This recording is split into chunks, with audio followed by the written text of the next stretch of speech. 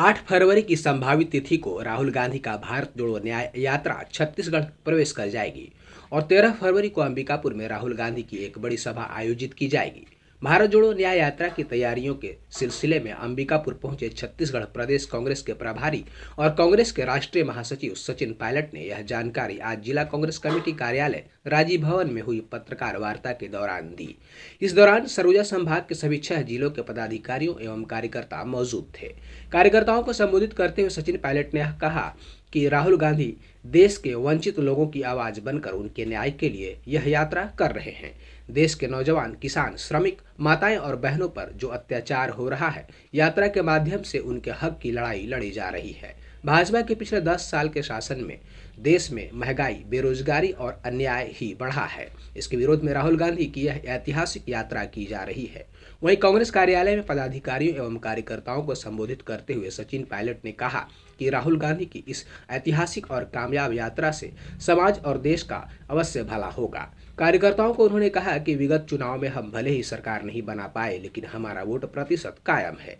यात्रा के परिणाम स्वरूप कांग्रेस छत्तीसगढ़ के साथ ही पूरे देश में लोकसभा चुनाव में शानदार प्रदर्शन करेगी। उनके साथ छत्तीसगढ़ में नेता प्रतिपक्ष चरणदास महंत के साथ ही प्रदेश अध्यक्ष दीपक बैज भी उपस्थित थे। राहुल गांधी जी की भारत जोड़ो न्याय यात्रा 8 तारीख को छत्तीसगढ़ में प्रवेश करेगी और यात्रा का स्वागत करने के लिए रायगढ़ के जिले की सीमा में हम सभी कांग्रेस जनता दल का स्वागत करेंगे। कांग्रेस के साथ साथ प्रदेश के तमाम किसान, नौजवान, महिलाएं, श्रमिक सब लोग इस यात्रा का स्वागत करेंगे, इसकी अगुवाई करेंगे और अंबिकापुर में 13 तारीख को राहुल गांधी जी की एक विशाल जनसभा प्रस्तावित है।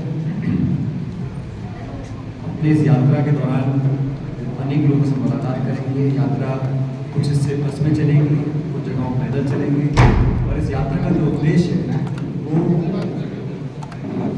देश में जो यात्रा राहुल जी ने पहले निकाली थी, भारत जोड़ो यात्रा, जो पैदल चले कन्याकुमारी से कश्मीर तक 4.5 किलोमीटर, इसी को देखते हुए कांग्रेस पार्टी ने राहुल जी को आग्रह किया कि एक यात्रा को निकालनी चाहिए पूर्व से पश्चिम।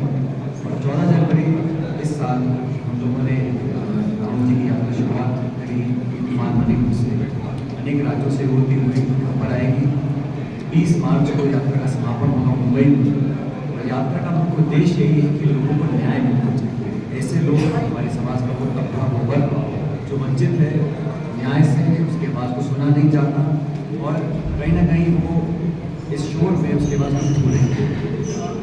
हमारे नौजवान, किसान, हमारी माताएं, बहनें, हमारे श्रमिक, वो सब लोग जो मेहनत कश लोग जिनको उम्मीदें हैं समाज से, सरकार से और इस देश में जो माहौल निर्मित हुआ है उसके विरोध में हम सब चाहते हैं कि जनता की आवाज़ बनकर सड़कों पर आएँ और इस यात्रा के माध्यम से एक बहुत बड़ा संदेश पूरे देश में भी जाएगा। हम लोग चाहते हैं कि व्यवस्था ऐसी ना बने जहाँ पर विपक्ष के लोग, विपक्ष के नेताओं पर लगातार आक्रमण हो, उनका चरित्र हनन किया जाए। भारत सरकार की एजेंसी लगातार जिनका वैचारिक विरोध केंद्र सरकार से है, जो राजनीतिक विरोध करते हैं, उनकी आवाज़ों को दबाने का जो काम किया जाता है उसकी सब पत्सरा करते हैं, निंदा करते हैं। प्रतिशोध की भावना से, बदले की भावना से अगर काम होता है तो वो लोकतंत्र के लिए स्वस्थ परंपरा नहीं है।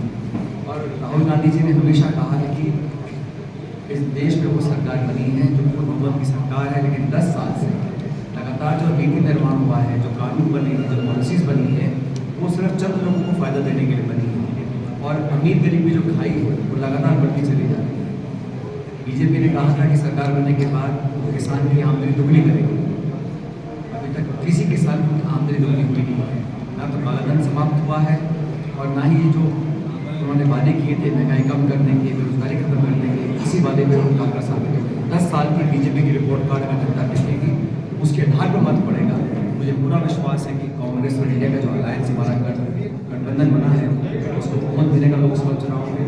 और छत्तीसगढ़ में हम लोग सरकार नहीं बना पाए, लेकिन हमारा वोट प्रतिशत कम नहीं है। ऐसा नहीं है कि बहुत ज़्यादा अंतर हो भाजपा और कांग्रेस के वोट प्रतिशत में, इसलिए बड़ी मजबूती के साथ हम सब, जैसा आप जानते हैं अध्यक्ष जी, बहन जी, हमारे ऐसे जी के सचिव, पूर्व मंत्री, हम सब लगातार दौरे कर रहे हैं, जनता से मिल रहे हैं, कार्यकर्ताओं में सभी कांग्रेस कार्यकर्ता और आमजन राहुल जी को सुनना चाहते हैं, यात्रा को कामयाब बनाना चाहते हैं। इसलिए मैं मानता हूँ कि यात्रा से लाभ मिलेगा न सिर्फ समाज को, हमारी कांग्रेस पार्टी को, लेकिन देश को।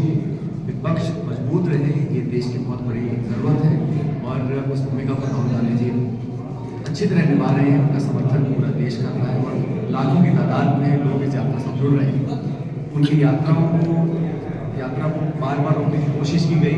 असम के अंदर जो यात्रा को बाधित करने की चेष्टा की गई बड़ी निंदनीय है। बैरिकेड लगा देना, परमिशन न देना, सामाजिक तत्वों को संरक्षण देकर यात्रा पे हमला करा देना, पथराव करा देना, ये एक लोकतंत्र में, लोकशाही में शोभा नहीं देता। किसी भी निर्वाचित सरकार को ऐसा नहीं करना चाहिए। लेकिन जनता इस बात का जवाब देगी, लेकिन ये यात्रा ऐतिहासिक रहेगी और यात्रा बहुत कामयाब रहेगी। और जो जनसभा होगी 13 तारीख को, उसमें भी लाखों की तादाद में यहाँ पर पहुँची सुनने के लिए आएगी। लगभग 2 दर्जन से ज़्यादा पार्टी इकट्ठा है। और पार्टी को इकट्ठाना क्यों पड़ा? इसलिए पड़ा क्योंकि सबको लगता था कि जिस रास्ते पर देश चल रहा है, जिस प्रकार की गतिविधियाँ हो रही हैं, वो हमारे देश के लिए सही नहीं है। और सब लोग इकट्ठा इसलिए आए क्योंकि सबका सामूहिक लक्ष्य ये था कि एनडीए को पराजित करना है। बल्कि आपको सवाल पूछना चाहिए कि एनडीए में कितने लोग बचे हैं? शिवसेना छोड़ के चली गई, अकाली दल छोड़ के चले गए, तमाम जो एनडीए के पार्टनर्स थे चले गए। जहाँ तक नीतीश कुमार जी की बात है, आपने कहा वो वहाँ चले गए, वो पहली बार तो गए नहीं हैं और ये बहुत बड़ा कोई इसमें आश्चर्य भी नहीं है। लेकिन जहाँ तक इंडिया अलायंस की बात है, ममता जी इंडिया अलायंस के पार्टनर हैं और जितने भी हमारे इंडिया अलायंस के गठबंधन के साथी सहयोगी हैं, सबका अलग अलग महत्व है। सब मिलकर चुनाव लड़ेंगे। हमारा सीट शेयरिंग की जो चर्चा है अंतिम चरण में है, बहुत जल्द फाइनलाइज हो जाएगी। हम मिलकर चुनाव लड़ेंगे। आप प्रकाश फूल सजावट केंद्र, जहां आपको फ्लावर डेकोरेशन, वेडिंग डेकोरेशन और कैटरिंग की सभी सुविधाएं मिलती है, तो देर किस बात की, आज ही संपर्क करें।